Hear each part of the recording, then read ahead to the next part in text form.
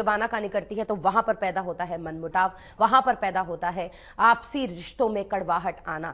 अगली मैं जो चर्चा करना चाहूंगी दाती जी महाराज के साथ वो वही कि यदि किसी घर में सास बहू का रिश्ता नाजुक है और वहां पर कड़वाहट है, कहीं बनती नहीं है, तो ऐसे में उन सासों के लिए जो बहुत सारी बहुओं की जिंदगी में जो ग्रहण लगा चुकी हैं और ऐसी बहुत सारी बहुएं जो अपनी सासों की जिंदगी को आज बिल्कुल नर्क उनका जीवन हो गया है, उन लोगों के लिए कि आपस में कोई ऐसा उपाय आप बताएं जरूर। सारा दिन हम टेलीविजन के माध्यम से ये समस्या बहुत ज्यादा सुनते हैं और आज व्यापक भी है। न जाने समय के साथ बहुएं चेंज हो गई या सास नहीं चेंज हो पाई या सास चेंज हो गई है, ये कौन सी हवा है दाती जी ये तो हम नहीं जानते, लेकिन आज इस रिश्ते को जिसे बहुत पवित्र नजरों से देखा जाता था, कहीं ना कहीं आज इस रिश्ते में कड़वाहट ही है। 80 to 90% सास बहू का रिश्ता आज एक मोड़ पर खड़ा है। उनके लिए अचूक उपाय आपके तर्कश से वो कमान जानना चाहेंगे।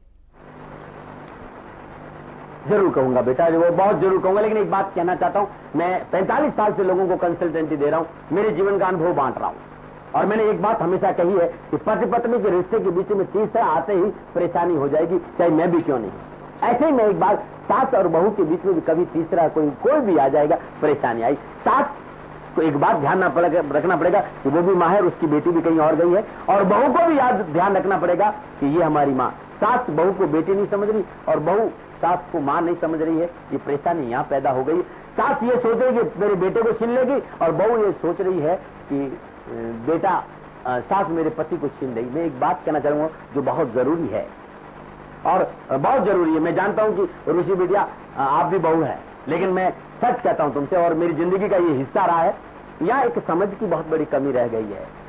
हम भूल गए हैं चाबी छीन, जो व्यक्ति कुर्सी पर ज्यादा बैठना चाहेगा लोग उसकी कुर्सी खींचती। सास को आती चाबियां फेंक देनी चाहिए बहू के आगे, और बहू को चाबियां सास को दे देनी चाहिए। दोनों इस समर्पण के भाव को अपना देंगी तो कष्ट कम आएगा, लेकिन ऐसा हो नहीं पाता है।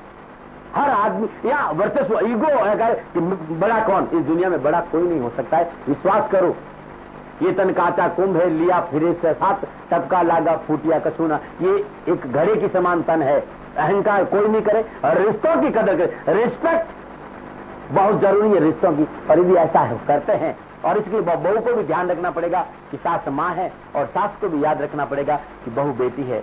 क्योंकि यदि एक बात ध्यान रखना सास को कि उसने बहू को परेशान किया तो आगे उसकी बेटी भी है, और बहू को भी ये ध्यान रखना पड़ा कि वो मेरी माँ सास है, उसको परेशान किया तो चंद दिनों में वो भी एक सास बनने वाली है और परेशानी आएगी। और ये बातें कहने में उपदेश बड़े अच्छे लग रहे हैं, मैं भी बोल रहा हूं, मैं भी कह रहा हूं, मैं कुछ बोल रहा हूं, लेकिन जीवन के साथ जोड़ना ये बहुत बड़ी हकीकत और तपस्या है। और आज इस राष्ट्र को बचाना है तो समझना होगा कि रिस्पेक्ट रिश्तों की बहुत जरूरी है।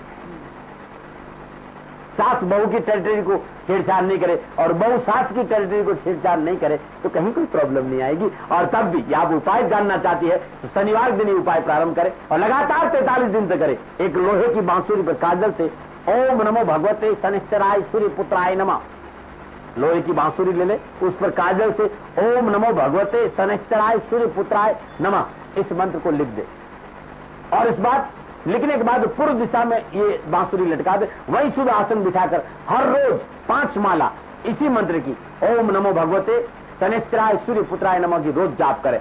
आप कुछ दिन करके देखिए, लगातार 43 दिन करके देखिएगा, घर में एक अलग फिजा रहेगी। अलग बात, ये ऊर्जा इतनी जबरदस्त है कि सास और बहू को साथ बैठना ही पड़ेगा। अद्भुत प्रयोग है ये। नमो नारायण। तो चलिए दाती जी, आज एक राज मैं भी यहाँ पर उजागर करना चाहूंगी। अगर आज मैं अपनी नौकरी करती हूँ तो सिर्फ और सिर्फ अपनी सास की वजह से मैं तो उन्हें नमन करूंगी कि अगर वो ना होती तो मैं आज जिंदगी में कभी भी इतने बड़े विद्वानों के साथ चर्चा ना कर पाती, और आज वो हैं तो आज मेरी नौकरी है, आज मेरा भविष्य है, आज मेरा सब कुछ है। तो ऐसी सासें भगवान सबको दे जैसे मुझे मिली है, बहुत कम नसीब होती हैं। वाकई माँ से अधिक प्यार करने वाली सास मुझे मिली है। बढ़ते हैं आगे दोस्तों। जिंदगी में कभी ऐसी समस्या आ जाती है जो आपको अचानक मिलती है, आप सोच नहीं पाते कि आप आने वाले समय में किसी समस्या से जूझने वाले हैं। अगर ऐसा कुछ होता है आपके साथ, आपके जीवन में, आपकी दिनचर्या में, तो इसका भी उपाय हम दाती जी से जरूर जानेंगे। दाती जी, क्या इस समस्या का भी कोई उपाय है आपके पास?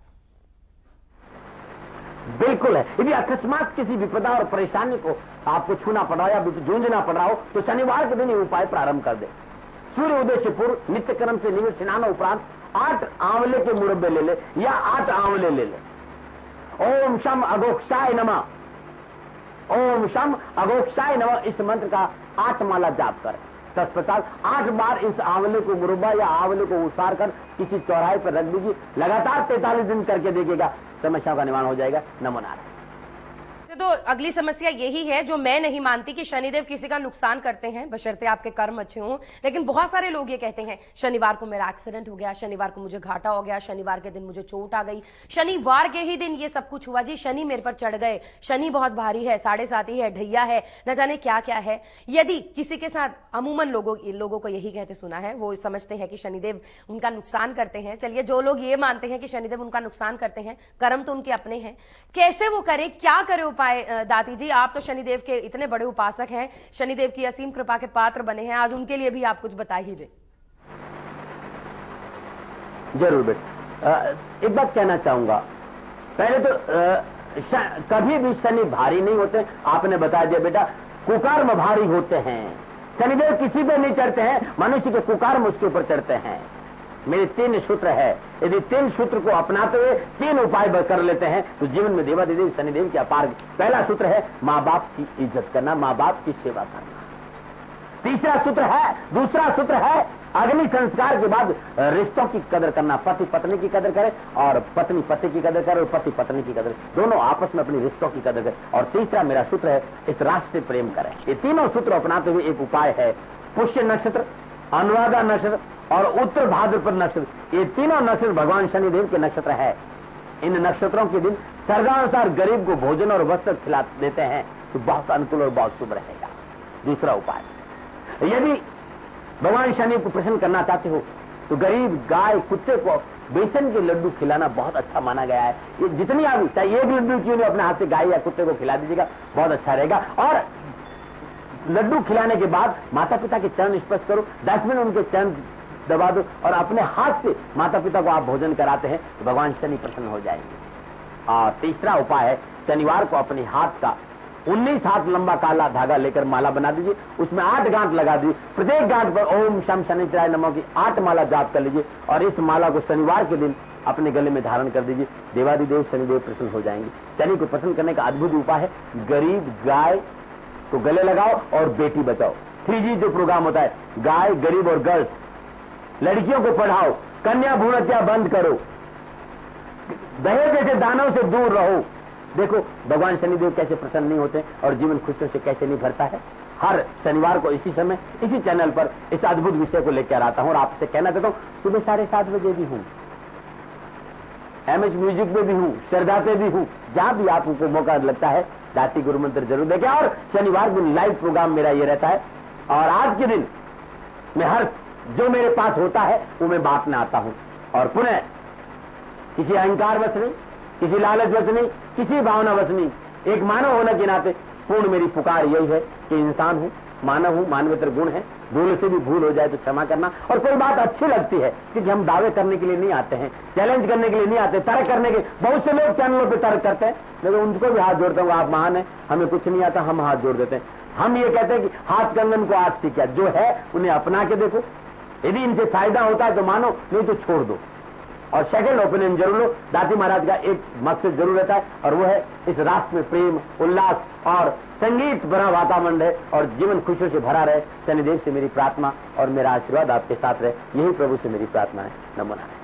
बहुत बहुत शुक्रिया दाती जी, आप एक ज्वलंत मुद्दे को, हमारी तमाम समस्याओं के समाधान तो हमें देते ही हैं, साथ ही साथ प्रत्येक शनिवार आप सुबह 11 से 12 1 घंटा लगातार हमारे साथ मौजूद रहते हैं। बहुत बहुत शुक्रिया आपके कमल चरणों में कोटि कोटि वंदन नमस्कार। दोस्तों, उम्मीद करते हैं ये कार्यक्रम आप